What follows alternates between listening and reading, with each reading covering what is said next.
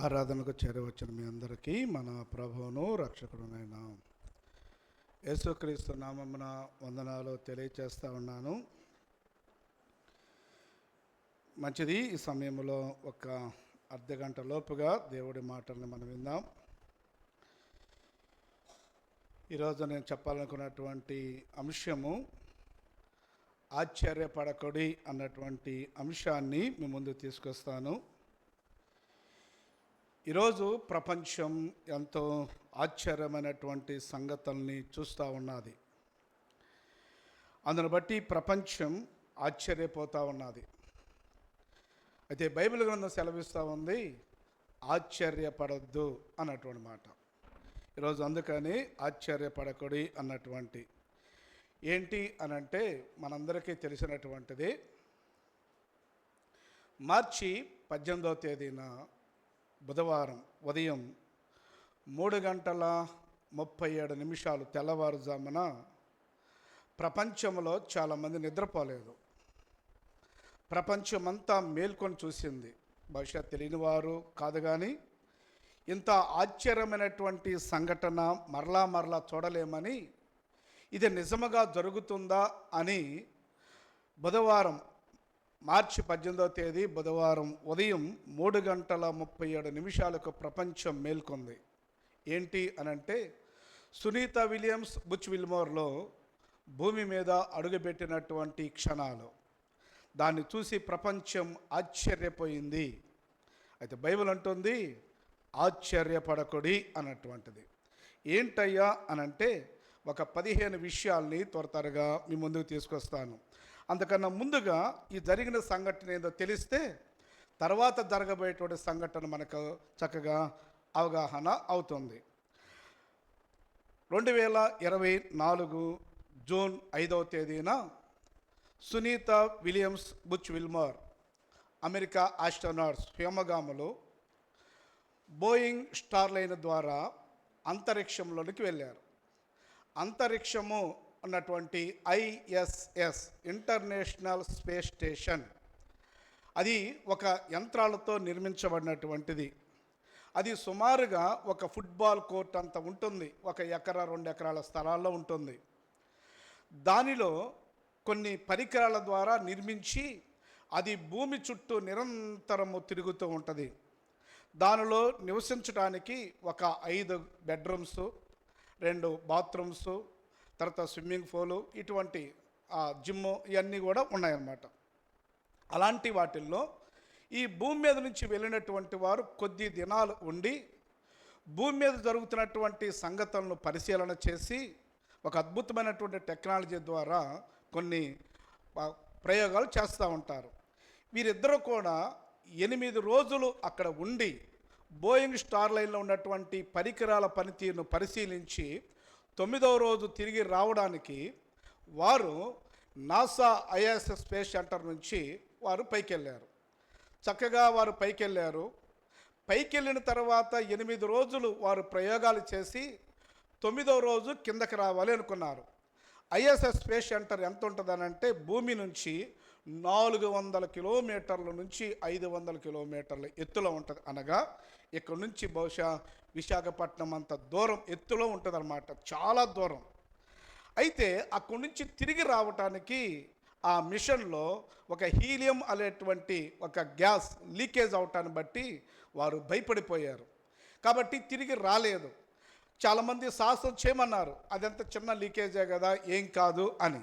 అయితే 2003వ సంవత్సరంలో జరిగినటువంటి కల్పనా చావ్లా యొక్క దుర్ఘటన జ్ఞాపకం తెచ్చుకున్నటువంటి వారు దీన్ని రెక్టిఫై చేసిన తర్వాతనే వస్తామని చెప్పిన ద్వారా వారు అక్కడే ఉండిపోయారు.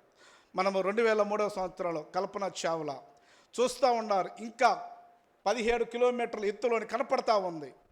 యావత్ భారతదేశం చూస్తూ ఉంది. ఒక్కసారిగా పేలిపోయింది.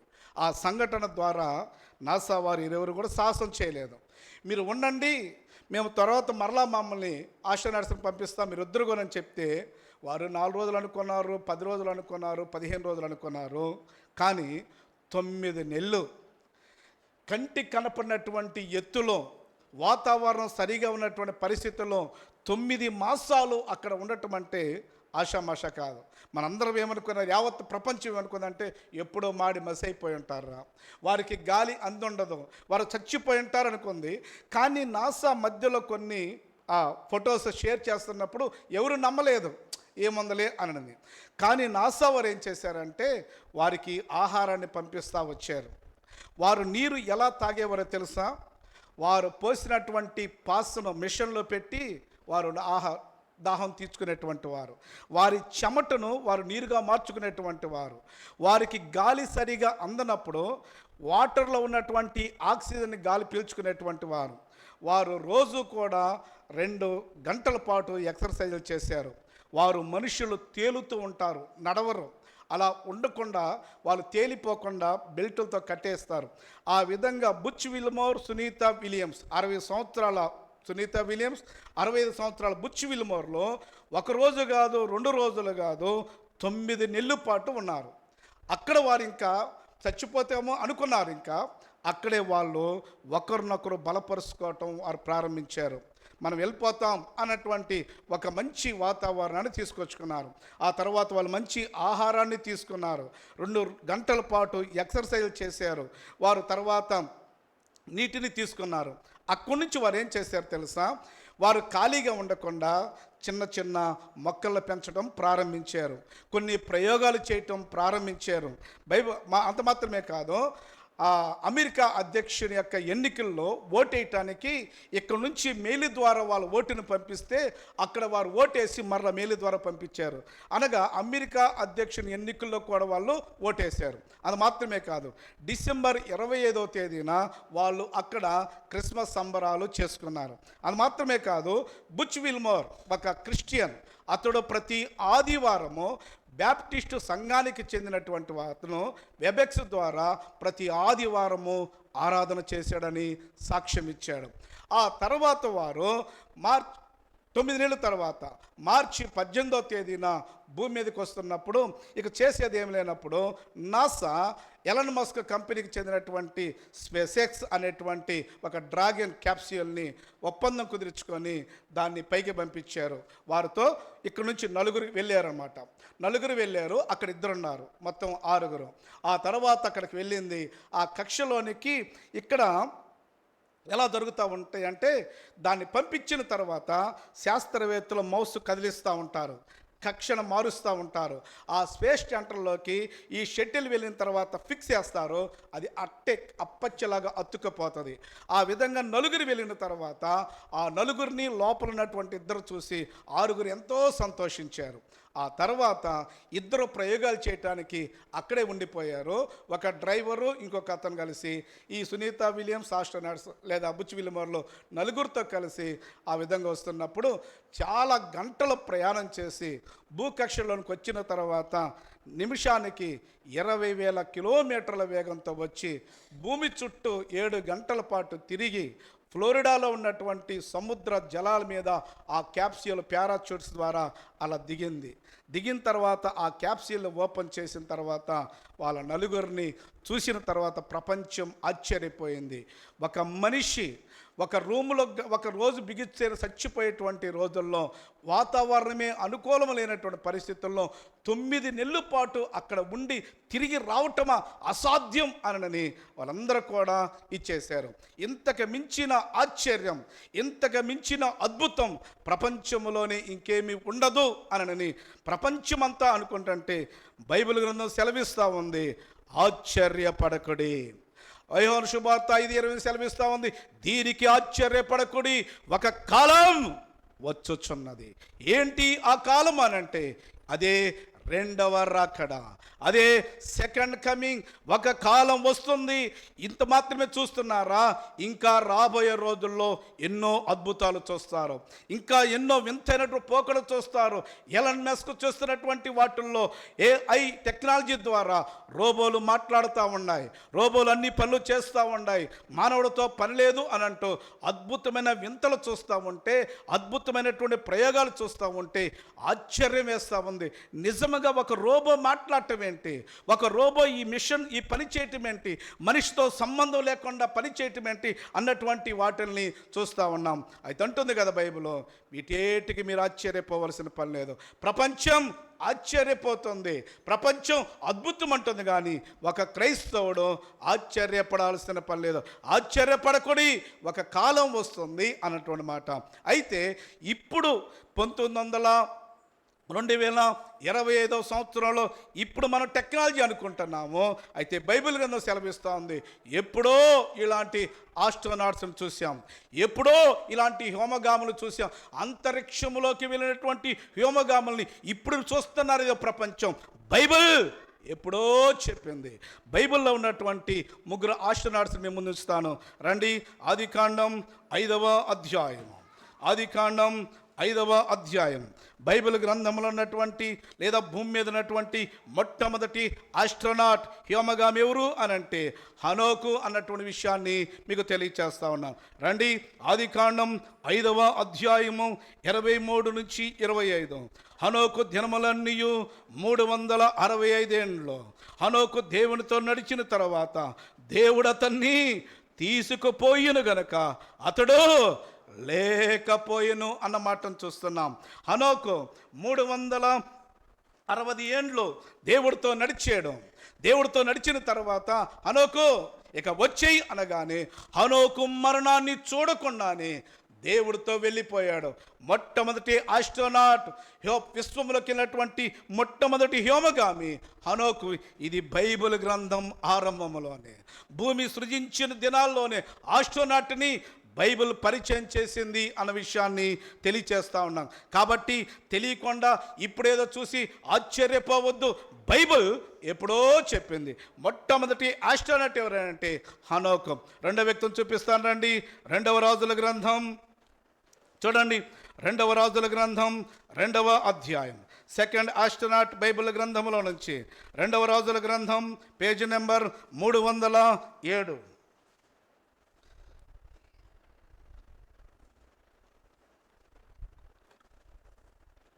చూడండి, 2వ రాజుల గ్రంథం 2వ అధ్యాయము 11వ వచనం. వారు ఇంకా వెళ్ళుచూ మాట్లాడుచుండగా ఇదిగో అగ్ని రథమును అగ్ని గుర్రమును కనపడి వీరిద్దరిని వేరు చేసెను. అప్పుడు ఏలియా సుడిగాలి చేత ఆకాశమునకు ఆరోహణమైన. ఎలీషాది చూచి, నా తండ్రి, నా తండ్రి, ఇశ్రాయేలు వారికి రథమును రౌతులను నీవే అని కేకలు వేసెను. అంతలో ఏలియా అతనికి మరలా కనబడకపోయాను. అప్పుడు ఎలీషా తన వస్త్రములను పట్టుకొని 2 తునకలుగా చేశాను. సెకండ్ ఆస్ట్రోనాట్ ఎవరో తెలుసా? ఏలియా.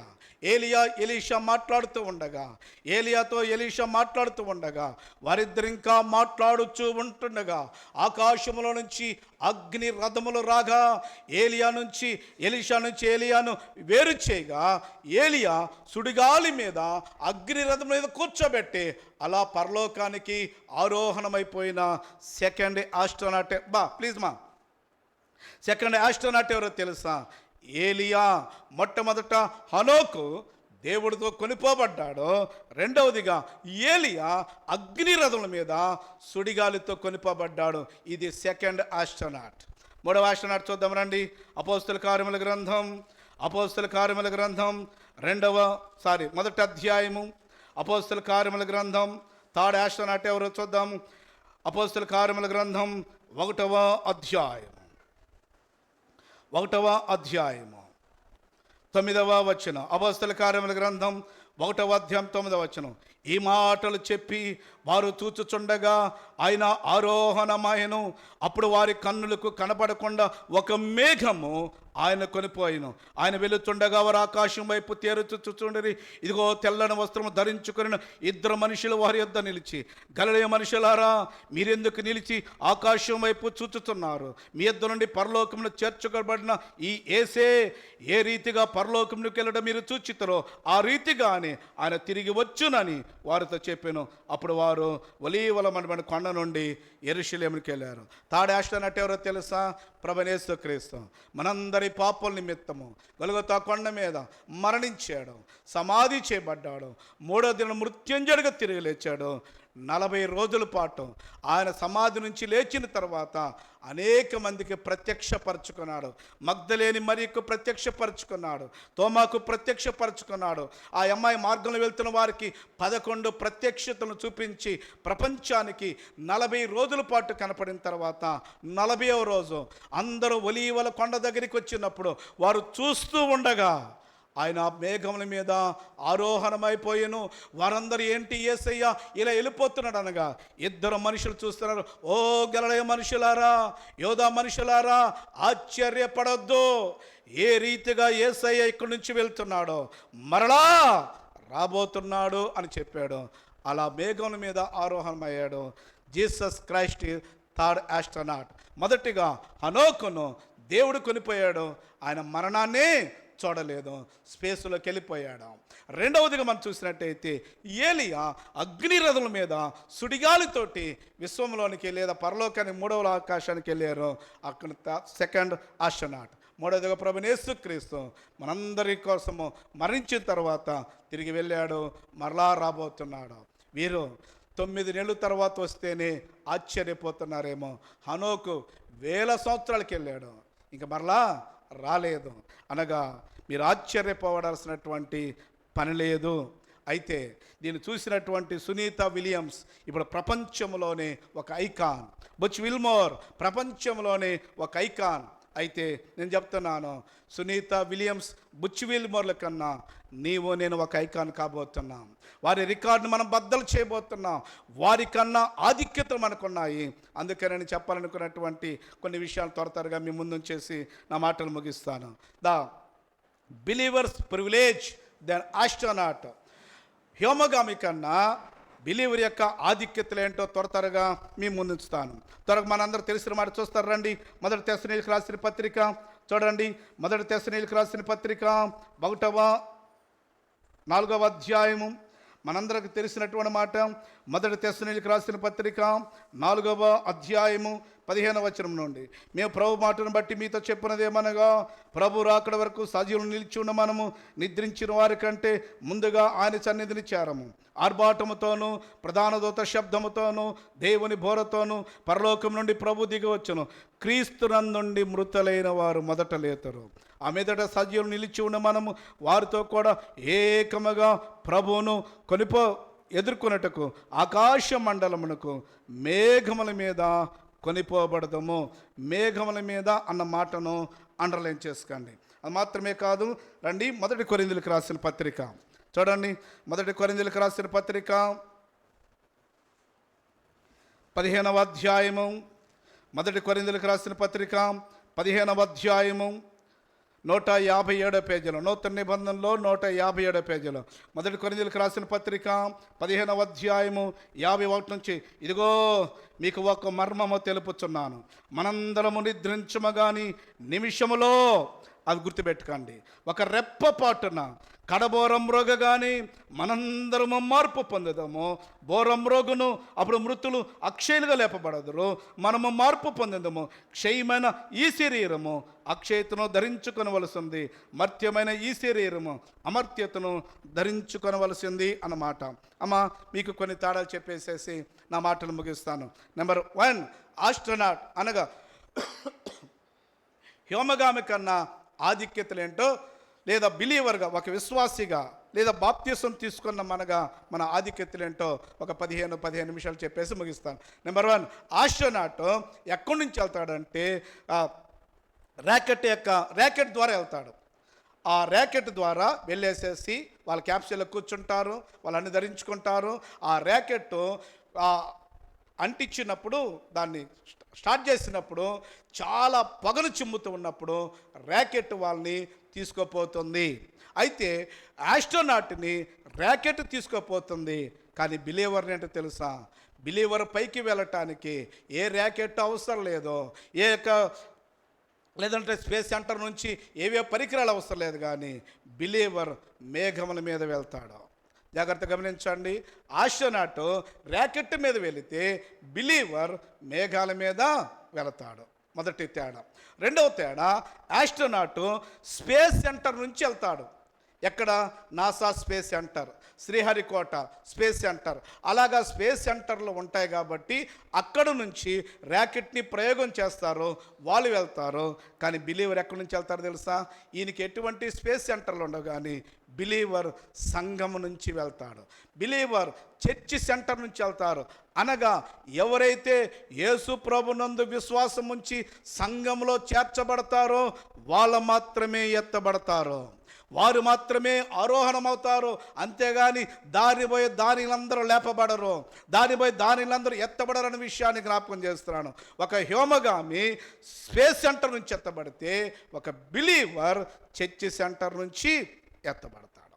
నెంబర్ 1, ర్యాకెట్ ద్వారా మేఘాల మీద, స్పేస్ సెంటర్ నుంచి, చర్చి సెంటర్ నుంచి. మూడవదిగా హ్యోమగామి ఈ మామూలు శరీరమే, అయితే విశ్వములకు వెళ్ళిన తర్వాత తేలిపోతారు కనుక సపరేట్ అంటే స్పేస్ జాకెట్ ధరించుకుంటారు, హెల్మెట్ పెట్టుకుంటారు. వాళ్ళు ఎంత హెల్మెట్ ధరించుకున్నా అది మామూలు శరీరమే. యాస్ట్రోనాట్ మామూలు శరీరంతో పైకి వెళ్తాడు, కానీ బిలీవర్ మహిమ శరీరముతో. ఆశ్చర్యపడవద్దు, క్షయమైనటువంటి ఈ శరీరం రెప్ప పాటలో మార్పు చెందుతుంది. క్షయమైన ఈ శరీరం అక్షయగా మార్పు చెందుతుంది. మత్స్యమైనటువంటి ఈ శరీరం అమర్త్యంగా సంతరించుకుంటుంది. క్షణాల్లో మహిమ శరీరముతో వెళతాం. ఆ తర్వాత 4వ మాట చూస్తున్నాము, ఈ ఆస్ట్రోనాట్ కొన్ని గంటలు ప్రయాణిస్తాడు. సుమారు 17 నుంచి 20 గంటల పాటు ప్రయాణం చేస్తాడు. ఇలా ర్యాకెట్ నుంచి వెళ్ళినప్పుడు ఆ భూకక్ష దాడుతుంది, తర్వాత స్పేస్లోకి వెళ్తుంది. ఆ కక్షలోకి వెళ్ళటానికి వీళ్ళు స్పీడ్ని పెంచుతారు. ఇలా 17 నుంచి 18 గంటలు పడుతుంది. కానీ స్పీడ్ ఎంత తెలుసా? నిమిషానికి 20,000 కిలోమీటర్ల స్పీడ్ ఉన్నటువంటి ర్యాకెట్ ఆ విశ్వంలోకి వెళ్ళటానికి 17 గంటలు పడితే బిలీవర్ స్పేస్లోకి వెళ్ళటానికి పట్టే సమయం 1 నిమిషం. 1 నిమిషంలో రెప్ప పాటున భూమి మీద ఉన్నటువంటి నీవు మధ్యాకాశానికి పోతావు. ఎంత ఆశ్చర్యం! ఎంతమంది శాస్త్రవేత్తలు ఇంతమంది ఉంటే కొన్ని గంటలు పడితే బిలీవర్ నిమిషములో రెప్ప పాటులో మహిమ శరీరముతో మధ్యాకాశానికి వెళ్ళి దేవుణ్ణి కలుసుకుంటామంటే బిలీవర్ యొక్క ఆధిక్యతల ముందు ఈ సునీత విలియమ్స్, బుచ్ విల్మోర్లో ఏ పాటి వారు. అంత మాత్రమే కాదు, అక్కడ మరలా చెప్తున్నాను, ఇక్కడ ర్యాకెట్ వెళ్ళిన తర్వాత ఆ కక్షలోకి వెళ్ళటానికి ఈ శాస్త్రవేత్తలు మౌస్ కదిలిస్తూ ఉంటారు. ఈ మౌస్ని చేస్తూ వాళ్ళు అన్నీ చేస్తారు. ఒక రకంగా చెప్పాలంటే ర్యాకెట్ని స్పేస్ సెంటర్లోకి తీసుకుపోయేది శాస్త్రవేత్త. వాళ్ళు ఏముండదో ఆ ర్యాకెట్ ఎలాగ వెళ్ళాలో ఇక్కడే మౌస్ ద్వారా కదిలిస్తూ ఉంటారు. అలానే మనము అలాయినట్టయితే ఈ ర్యాకెట్ని, ఈ స్పేస్ హ్యోమగాముల్ని శాస్త్రవేత్త కక్షలోకి ప్రవేశపెడితే సంఘంలో ఉన్న బిలీవర్ని యేసు దగ్గరికి తీసుకుపోయేది ఎవరు తెలుసా? పరిశుద్ధాత్ముడు ఎవరైతే నమ్మి బాప్తిసం తీసుకొని భక్తి చేస్తున్నారో బోరం మ్రోగినప్పుడు రెప్పపాటున మహిమ శరీరం ధరించుకుంటాం.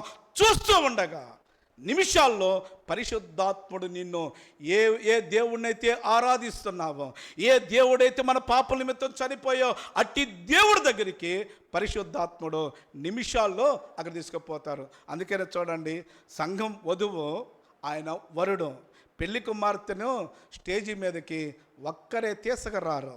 ఆమె వెనక ఆమె జడను పట్టుకునే వాళ్ళు కొంతమంది, వేలు పట్టుకునే వాళ్ళు కొంతమంది, అన్ని చేసేవాళ్ళు ఆయన తీసుకొస్తున్నట్టుగా సంఘముతో కూడిన మనల్ని యేసు ప్రభు వరుడు దగ్గరికి పరిశుద్ధాత్ముడు అక్కడికి చేరుస్తాడు, పరిశుద్ధాత్ముడు చేస్తాడు. తర్వాత 6వదిగా అక్కడ ఆస్ట్రోనాట్స్ కొన్ని 9 నెలలు ఉన్నారు కదా, వారికి ఆహారం అవసరమైంది, వారికి గాలి అవసరమైంది, వారికి తర్వాత నీరు అవసరమైంది. వారు చాలా బాధపడ్డారు, ఎమోషన్స్ గురయ్యారు. వారు 9 నెలల పాటు మనం ఉంటామో ఓడతామో కూడా లేనట్టు భయముతో ఉన్నారు. క్షేమంగా వచ్చారు. అయితే బిలీవర్ మధ్యాకాశంలోకి వెళ్ళిన తర్వాత ఆకలి ఉండదు, దప్పిక ఉండదు, వేదన ఉండదు, రోగం ఉండదు, కారణం ఏంటంటే మహిమ శరీరము గనుక. ఈ మహిమ శరీరానికి దప్పిక ఉండదు, మహిమ శరీరానికి గాలి అవసరం లేదు, మహిమ శరీరానికి నీరు అవసరం లేదు. 7 సంవత్సరాలు మధ్యాకాశంలో ఉంటాము. ఆ 7 సంవత్సరాలు ఏ దప్పిక లేకుండా మనం ఉంటాం. ఆ తర్వాత ఈ ఆస్ట్రోనాట్ 9 నెలలు అనేకమైన ప్రయోగాలు చేశారు. బిలీవర్ 7 సంవత్సరాలు మధ్యాకాశంలో క్రీస్తు న్యాయపీఠము దగ్గర అవార్డ్స్ తీసుకుంటాం, రివార్డ్స్ తీసుకుంటాం. ఈ భూమి మీద చేసిన భక్తికి, అమ్మా ఇదిగో నీ కష్టార్జితంలో తెచ్చావు కదా, దీనికి ప్రతిఫలంగా ఇదిగో నమ్మకమైన భక్తి చేసావు కదా, ఇదిగో ప్రాణాన్ని తెగించావు కదా, ఇదిగో నీతి కిరీటం, ఇదిగో జీవ కిరీటం, ఇదిగో మహిమ కిరీటం, ఇదిగో నేను త్వరగా వచ్చుచున్నాను. వాని వాని క్రియల చొప్పున జీతాన్ని లెక్కేసి వడ్డీతో సహా ఇస్తాడు. దాన్ని మనము క్రీస్తు న్యాయపీఠం దగ్గర పొందుకుంటాం. ఆ తర్వాత గొర్రె పిల్ల వివాహం దగ్గర పొందుకుంటాం. వారు తిరిగి రావటానికి ఎన్నో సమస్యలు, కానీ బిలీవర్కి ఏ సమస్య ఉండదు. హీలియం లీకేజీ ఉండదు, మిషన్స్ పనిచేయటం లేదు, ఏమీ లేదు, ఎటువంటి సమస్యలు ఉండదు. ఆస్ట్రోనాట్ ఏంటో తెలుసా? భూమి మీద నుంచి 3 ఆకాశాలు ఉందని బైబిల్ సెలవిస్తూ ఉంది. చూస్తారా మాట? చూడండి, ముగిస్తాను. 1 కొరింథీయులకు రాసిన పత్రిక చూడండి. అందరూ మీకు చాలా విషయాలు తెలుస్తున్నప్పటికీ కూడా చూడటం మంచిది. 1 కొరింథీయులకు రాసిన పత్రిక 12వ అధ్యాయము. 1 కొరింథీయులకు రాసిన పత్రిక 2వ కొరింథీయులకు రాసిన పత్రిక 2వ కొరింథీయులకు రాసిన పత్రిక 12వ అధ్యాయం.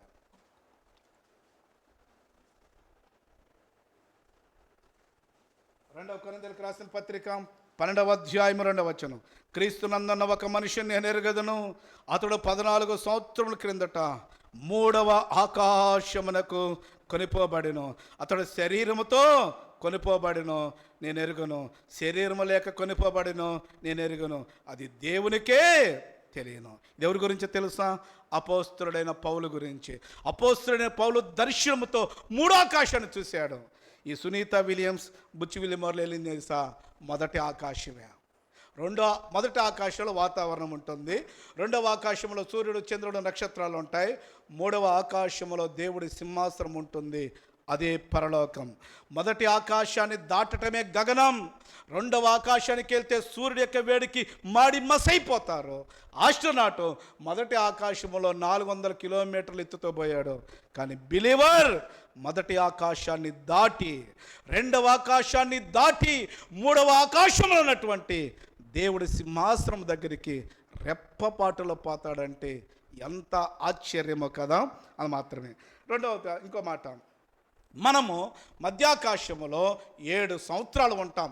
అది మీకు తర్వాత చెప్తాను వివరంగా. వీళ్ళు 9 నెలలే ఉన్నారు.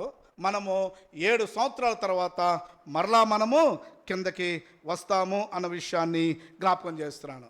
వాళ్ళు వచ్చారు 9 నెలల తర్వాత, మనము కూడా 7 సంవత్సరాల తర్వాత మరలా వస్తాం. ఆ తర్వాత ఆస్ట్రోనాట్ తిరిగి వచ్చిన సునీత విలియమ్స్తో ఇప్పుడు ఏముందో తెలియదు, ఆరోగ్య సమస్యలు ఎలా ఉందో తెలియదు, ప్రపంచానికి చూపించడం లేదు. ఆమె డాక్టర్ సంరక్షణలో ఉంది, ఆమె తేలుతుంది కనుక ఆమె వాటర్లో స్విమ్మింగ్ పూల్లో ఉంచారు. అనేకమైనటువంటి కొద్ది రోజుల తర్వాత మరణిస్తుంది. కానీ బిలీవర్ 7 సంవత్సరాల తర్వాత భూమి మీదకి వచ్చిన మరణాన్ని చూడం. ఇంకా మనం ఎప్పుడు కూడా మరణం అంటూ ఉండదు. అది మాత్రమే కాదు, ఇంకో మాట, ఈ యొక్క ఆస్ట్రోనాట్ భూమి మీద నుంచి వెళ్ళడానికి ఫస్ట్ అతనికి కావాల్సింది ఏంటంటే ఆత్మవిశ్వాసము, రెండవదిగా శిక్షణ. ఏంటి? అతను వెళ్ళాలంటే ప్రపంచంలో 1000 కోట్ల మంది ఉండగా సునీత విలియమ్స్ని ఎందుకు సెలెక్ట్ చేశారు, బుచ్ విలిమర్ని ఎందుకు సెలెక్ట్ చేశారంటే నెంబర్ 1 వారిలో అమితమైనటువంటి ఆత్మవిశ్వాసం. సునీత విలియమ్స్ ఇప్పటికే 2 సార్లు పోయించాను, హైదరాబాద్ పోయించాను, ఈజీ అని చెప్పింది. ఎందుకో తెలుసా? ఆమెకి అంత విశ్వాసం ఉంది. బుచ్ విలిమర్ కూడా చాలాసార్లు పోయించాడు. రెండవదిగా దానికి చాలా ట్రైనింగ్ అవసరం. అనగా ఆస్ట్రోనాట్ స్పేస్లోకి వెళ్ళటానికి ఆత్మవిశ్వాసము, శిక్షణ అవసరమైతే బిలీవర్ ఎత్తబట్టానికి కావాల్సింది యేసునందు విశ్వాసము శిక్షణ కాదు, రక్షణ అవసరము. ఆస్ట్రోనాట్ స్పేస్లోకి వెళ్ళడానికి ఆత్మవిశ్వాసము శిక్షణ అవసరమైతే, బిలీవర్ ఎత్తబడటానికి యేసునందు విశ్వాసము, రెండవదిగా రక్షణ అవసరము అన్న విషయాన్ని జ్ఞాపకం చేస్తున్నాను. ఆస్ట్రోనాట్ స్పేస్లోకి వెళ్ళటానికి చూడండి, కొద్ది రోజుల ముందు అంత ఫిట్ ఉందో లేదో చూస్తారు. వారందరూ ఫిట్నెస్ ఉంటేనే, ఆఫ్టర్ ఆల్ ఒక క్రికెట్ ఆడటానికి ఫిట్నెస్ పరిశీలన చేస్తారు. అలాంటిది స్పేస్లోకి వెళ్ళటానికి కొన్ని నెలల నుంచి వారి శరీరాన్ని జల్లెడ పడతారు తెలుసా. ఏ చిన్న బీపీ 121 ఉన్నా వారు పంపటానికి లేదు, షుగర్ కొద్దిగా పంపటానికి లేదు, మాంసాహారం తినేవైతే పంపటానికి లేదు. వారు శరీరాన్ని జల్లెడ బట్టి ఫిట్నెస్ ఉంటేనే వారు స్పేస్లోకి వెళ్తారు. కానీ బిలీవర్కి ఫిట్నెస్ అవసరం లేదు, గుండెల్లో హోలీనెస్ ఉంటే చాలు, ఎత్తబడతావు అన్న విషయాన్ని జ్ఞాపకం చేస్తున్నాను. అంత మాత్రమే కాదు, వీరు వెళ్ళటానికి, వీరి ప్రయోగానికి వేల కోట్ల రూపాయలు ఖర్చు అయింది. సునీత విలియమ్స్ వెళ్ళడానికి, తిరిగి రావటానికి అక్షరాల 12,000 కోట్ల రూపాయలు ఖర్చు అయింది. కానీ బిలీవర్గా నువ్వు వెళ్ళి 7 సంవత్సరాలు ఉండి తిరిగి రావటానికి అయ్యే ఖర్చు ఉచితం, అయ్యే ఖర్చు ఉచితం. వేల మంది శాస్త్రవేత్తలు పనిచేయాలి, వేల కంప్యూటర్లు పనిచేయాలి, వేల ర్యాకెట్లు తయారు చేయాలి, దానికి అయ్యే ఖర్చు వేల కోట్లు. కానీ బిలీవర్గా నువ్వు వెళ్ళటానికి మేఘాల మీద ఏ డబ్బులు అవసరం లేదు. మధ్యాకాశంలో యేసుతో పరలోకలు ఏడు ఉంటావు, తిరిగి వస్తావు, అయ్యే ఖర్చు ఉచితం అన్న విషయాన్ని జ్ఞాపకం చేస్తున్నాను. మరలా మనం ఎక్కడ దిగబోతున్నాం తెలుసా? చూడండి, మాట ముగిస్తాను. జకర్యా గ్రంథం తీయండి, చక్కని మాట ఉంటుంది.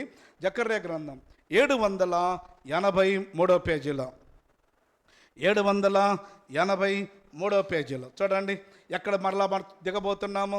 ఎత్తబడినటువంటి మనము మధ్యాకాశములో, పరలోకములో 7 సంవత్సరాల తర్వాత మరలా మనం ఎక్కడ దిగబోతున్నామో 783 పేజీలో, జకర్యా గ్రంథం 14వ అధ్యాయము 4వ వచనం. ఆ దినమున యెరూషలేము ఎదుట తూర్పు తట్టునున్న ఒలీవల కొండ మీద ఆయన పాదములు ఉంచగా, ఒలీవల కొండ తూర్పు తట్టునకు, పడమటి తట్టునకు నడిమికి విడిపోయి, సగం కొండ ఉత్తరపు తట్టునకును, సగం కొండ దక్షిణ తట్టుకును జరుగును గనుక విశాలమైన లోయ ఒకటి ఏర్పడును అన్నమాట. ఇక్కడ చూస్తున్నారా, ఒలీవల కొండ. ఇందాక మనం ఏం చూసాము? ఒలీవల కొండ చూసాము. ఎక్కడ? ఇద్దరు అంటున్నారు కదా, మీరు ఆశ్చర్యపడవద్దు, ఈ ఒలీవల కొండ మీద నుంచి యేసు ప్రభు ఎలా వెళ్తున్నాడో మరలా వస్తాడు. రెండవ రాకడలో సాక్షాత్తు యేసు ప్రభు ఒలీవల కొండ మీద అడుగు పెడతాడు. మనందరము కూడా ఆయనతో పాటుగా ఒలీవల కొండ మీద అడుగు పెడతాం. అమ్మా, అయ్యా, ఇంత ఆధిక్యతలు ఉన్నటువంటి మనకు ఎత్తబడాలి అనంటే, నేను ముగిస్తున్నాను, గుండెల్లో హోలీనెస్ ఉండాలి, ఆయన విశ్వాసం ఉండాలి, రక్షణ ఉండాలి. అప్పుడు వీళ్ళేందండి స్పేస్లోకి వెళ్ళి వచ్చేది? మనము 9 నెలలు కాదు, 7 సంవత్సరాలు ఉండి తిరిగి యేసు ప్రభుతో వస్తాం. ఈ పాత భూమి పాతతోని మనము 1000 సంవత్సరాలు పరిపాలన చేస్తాం. ఈ పాత భూమి గతిస్తుంది, పాత ఆకాశం గతిస్తుంది. ఇదిగో నూతన భూమి, నూతన ఆకాశంలో యేసు ప్రభుతో యుగయుగాలు ఉంటాం, యేసు ప్రభుతో యుగయుగాలు ఉంటాం. హనోకులాగా ఎత్తబడాలంటే, ఏలియాలాగా ఎత్తబడాలంటే, యేసయ్యలాగా ఎత్తబడాలంటే, ఎత్తబడేటువంటి సంఘంలో ఉండాలంటే, ఎత్తబడేటువంటి గుంపులను ఉండాలి. అలా ఎత్తబడటము ఎంత తెలుసా? ఉచితము. అది మనకు ఉచితమే, కానీ యేసు ప్రభుకు ఉచితంగా రాలేదు. మనందరి నిమిత్తమని చనిపోయాడు, రక్తాన్ని చిందించాడు, మరణించాడు, శ్రమపడ్డాడు. ఎవరైతే విశ్వాసం ఉంచి తమ హృదయపు తలుపులు తీసి ప్రభా రా అని ఆహ్వానిస్తారో వారికి టిక్కెట్ ఉచితంగా ఇస్తాడు. ఎప్పుడు బోర మొరగిన మేఘాల మీద మహిమ శరీరముతో రెప్పపాటున మధ్యాకాశంలో యేసు ప్రభుని కలుసుకుంటాం. 7 సంవత్సరాలు స్పేస్లో విహరిస్తాం. 7 సంవత్సరాల తర్వాత ఒలీవల కొండ మీద దిగుతాం. యేసైతే 1000 సంవత్సరాలు, మిలీనియం, 1000 ఏండ్ల పరిపాలన చేస్తాం. నూతన భూమి, నూతన ఆకాశములో యుగయుగాలు ఉంటాం. ఆ యేసుతో ఎత్తబడాలంటే కావాల్సింది రక్షణ. అమ్మా, అయ్యా, అట్టి రక్షణ లేకపోతే ఇప్పటికైనా యేసును అంగీకరించాలని మనం చేస్తున్నాను. ఒక మాట చెప్పనా, ఇంత చెప్పిన తర్వాత ఒక మాట, ఇంత జరిగిన తర్వాత ఈ ర్యాకెట్ అంతరిక్షంలోకి వెళ్ళాలంటే ఏంటో తెలుసా? గ్రావిటీ అని ఉంటుంది, గురుత్వాకర్షణ శక్తి. భూమికి విపరీతమైన గురుత్వాకర్షణ శక్తి. నువ్వెంత వస్తువు విసిరినా మరల కిందే పడుతుంది. ఎందుకంటే దానికి ఆకర్షణ శక్తి అలాంటిది కనుక. ర్యాకెట్ కూడా ఆకర్షణ శక్తిని అధిగమిస్తేనే అది పైకి వెళుతుంది. దాన్ని అధిగమించడానికి ఎంతో ఫ్లూయల్ని వాళ్ళు మండిస్తారు. ఎంత పొగ వస్తే, ఎంత వస్తే న్యూటన్ తాళ్ళ చర్య ఈజ్వల్ మైనస్ ప్రతిచర్య, యాక్షన్ ఈజ్వల్ మైనస్ రియాక్షన్ అంటారు కదా. ఆ పొగ ఎంత వేగంతో కిందకు వస్తే ర్యాకెట్ అంత పైకి వెళుతుంది. భూ ఆకర్షణ శక్తిని అధిగమించకపోతే ర్యాకెట్ మరలా సముద్రంలో పడిపోతుంది. భూ ఆకర్షణ శక్తిని అధిగమిస్తేనే కక్షలోకి వెళ్తుంది. అలా అయినట్టయితే బిలీవర్ కూడా లోకాకర్షణ శక్తి లాగుతూ ఉంటుంది, ధనాకర్షణ లాగుతూ ఉంటుంది, స్త్రీ ఆకర్షణ లాగుతూ ఉంటుంది. ఈ ఆకర్షణ శక్తిని అధిగమించకపోతే పడిపోతాం, అధిగమించకపోతే విడవబడతాం, అధిగమిస్తే ఎత్తబడతాం, అధిగమిస్తే మధ్యాకాశంలో దేవుని కలుసుకుంటాం. బిలాము ధనాకర్షణ ఆకర్షించింది, పడిపోయాడు. ఇస్కరియోతు యూదా 3.5 సంవత్సరాలు చేస్తూ ఉండి ధనాకర్షణకు లోనైపోయాడు, పడిపోయాడు, విడవబడ్డాడు. మోషే తన ఎదుట సింహాసనం ఉన్నా, తన ఎదుట అధికారం ఉన్నా అల్పకాల పాపభోగం అనుభవించుట కంటే ధనాకర్షణ మించాడు, దేవుడితో నాయకుడిగా ఎత్తబడ్డాడు. అది మాత్రం యోసేపు రా పాపం చేద్దామన్న స్త్రీ ఆకర్షణ అధిగమించాడు, నీతిమంతుడిగా ఉన్నాడు. లోక ఆకర్షణకు నువ్వు లోనైపోతే సంఘములో ఉండొచ్చేమో, ఎత్తబడా. లోక ఆకర్షణకు ఈ లోకం ఆకర్షిస్తుంది, పాపం ఆకర్షిస్తుంది, ధనం ఆకర్షిస్తుంది, మోహం ఆకర్షిస్తుంది, సాతాను ఆకర్షిస్తాడు. వాడి ఆకర్షణ అధిగమించే రే ధనమైన ఏదైనా పాపమైనా నేను దాన్ని అధిగమిస్తున్నానంటేనే ఎత్తబడతాం, అధిగమించకపోతే విడవబడతాం. ఎత్తబడేటువంటి గుంపులో ఉండాలని నేను కోరుకుంటున్నాను. అమ్మా అయ్యా, మరలా ఇంకో మాట చెప్పడానికి నేను బాధపడుతున్నాను, అయినా చెప్పక తప్పదు. బైబిల్ గ్రంథం సెలవిస్తుంది. మనం ఏమనుకుంటున్నాం తెలుసా? మనందరం ఎత్తబడతామన్నా, మనందరం వెళ్తామని అనుకుంటున్నాం. బైబిల్ ఏమంటుందో తెలుసా? సంఘములు ఇప్పుడు మనం ఒక 60 మంది ఉన్నాం అనుకో, 60 మందిలో 50% ఎత్తబడేది. సంఘంలో ఇప్పుడు 60 మంది ఉంటే బోర మోగితే 30 మంది పైకి వెళ్ళేది. 30 మంది విడవబడతాం. విడబడే గుంపులో ఉంటే ఎంత బాధ. ఎలా చెప్తున్నావు? 2 తిరుగులు విసురుతుంటే ఒకరే లేపబడింది, పొలము 2 పని చేస్తుంటే ఒకరే ఎత్తబడింది, తర్వాత మంచం మీద 2 పడుకుంటే ఒకరే ఎత్తబడింది, 10 మంది బుద్ధి గల కన్యకల్లో 5గురే లోపలికి వెళ్ళింది. వీటన్నిటి యొక్క వాల్యూ 150%. 2లో ఒకరు, 2లో ఒకరు, 2లో ఒకరు, 10లో ఒకరు. అలా అయితే 60 మందిలో 50% 30 మంది. ఆ 30 మంది ఎత్తబడే గుంపులో ఉంటే నువ్వు ధన్యుడవు, ధన్యురాలవు. విడవబడితే జరిగే నష్టం శాశ్వతం. అగ్నిగుండం, అక్కడికి వెళ్ళకూడదని యేసయ్య మనందరి కొరకు మరణించాడు. ఈ అద్భుతాలు చూసి, ఏటేటియో చూసి, వేవేడి చూసి లోకార్షణకు లొంగక ఇంత ఆశ్చర్యపడకుడి, ఒక కాలం వస్తుంది ఆర్భాటంతోనూ ప్రధాన దూత శబ్దంతో కడబోరం మ్రోగినప్పుడు బిలీవర్ మేఘాల మీద రెప్పపాటున మహిమ శరీరముతో దేవుణ్ణి కలుసుకొని 7 సంవత్సరాలు ఉండి దేవుడితో ఒలీవల కొండ మీద దిగి 1000 ఏళ్ల పరిపాలన చేసి నూతన భూమి, నూతన ఆకాశములో ఈ మహిమ శరీరముతో యుగయుగములు ఉండేటువంటి ఆ భాగ్యము కావాలంటే కావలసింది యేసునందు విశ్వాసము, రక్షణ. ఒకవేళ ఇప్పటికీ విశ్వాసం ఉంచారనుకుంటున్నా, ఇంకా లోకార్షణకు లోనవుతుంటే నన్ను క్షమించు ప్రభా అని ఒక చిన్న ప్రార్థన చేద్దామా? తరల వంచు, ఒక చిన్న ప్రార్థన చేసి దేవుని సేవకులకు సమయాన్ని అప్పగిస్తాను. అమ్మా అయ్యా, ఈ వింత పోకడలు చూసి, చూసి ఆశ్చర్యం, ఎంతో టెక్నాలజీ అనుకుంటున్నావే, అంతకు మించిన టెక్నాలజీ బైబిల్ గ్రంథంలో ఎంతో ఉంది. ఆరంభంలోనే అనోకు ఒక ఆస్ట్రోనాట్, ఆరంభంలోనే ఏలియా ఒక ఆస్ట్రోనాట్, ఆరంభంలోనే కొత్త నిబంధన ఆరంభంలోనే యేసు ప్రభు ఒక ఆస్ట్రోనాట్. ఆత్మవశుడైనటువంటి పౌలు 3వ ఆకాశానికి కొనిపోయి మరలా తిరిగి వచ్చాడు. మీరు మొదట ఆకాశంలోనే ఉండిపోయారు, ఈ ఇంతలు చూసి, ఈ అద్భుతాలు చూసి, శాస్త్రాన్ని నమ్ముతూ, టెక్నాలజీని నమ్ముతూ దేవుడేముందని నిర్లక్ష్యం చేయక, ఈ లోకాకర్షణకు లొంగిపోక, పాప ఆకర్షణకు లోనవ్వక, ఎంతోమంది భక్తులు లోకాకర్షణకు లోనైపోయి విడవబడ్డారు. బిలాము ఒక అద్భుతమైన ప్రవక్త, ధనాకర్షణకు లోనై విడవబడ్డాడు. గ్యాజీ ఒక అద్భుతమైన శిష్యుడు, ధనాకర్షణలోనే విడవబడ్డాడు. ఇస్కరియోతు యోధ ఒక అద్భుతమైనటువంటి శిష్యుడు, ధనాకర్షణలోనే విడవబడ్డాడు. మోషే ముందు కూడా ఆకర్షణ వచ్చింది, యోసేపు ముందు కూడా ఆకర్షణ వచ్చింది. వారందరూ కూడా ఆకర్షణకు లోనుగాక దాన్ని అధిగమించగలిగారు కనుక వారు భక్తులుగా, నీతిమంతులుగా దేవుడితో ఉన్నారు. ఈ లోకములో ఉన్నప్పుడు, ఈ మానవ శరీరముతో ఉన్నప్పుడు లోకం నిన్ను ఆకర్షిస్తుంది, పాపం నిన్ను ఆకర్షిస్తుంది, ధనం నిన్ను ఆకర్షిస్తుంది, మోహం నిన్ను ఆకర్షిస్తుంది, పురుషుడు నిన్ను ఆకర్షిస్తాడు, స్త్రీ నిన్ను ఆకర్షిస్తుంది, ఈ లోకం ఆకర్షిస్తుంది. ఆకర్షణకు లోనైపోతే విడవబడతావు. ఆకర్షణకు లోనైపడితే నువ్వు ఎత్తబడేటువంటి సంఘంలో ఉండవు. విడవబడ్డావు అనంటే నీ అంతం నిత్య నరకం. విడవబడ్డావు అనంటే అంతకు మించిన దౌర్భాగ్యం ఇంకేముండదు.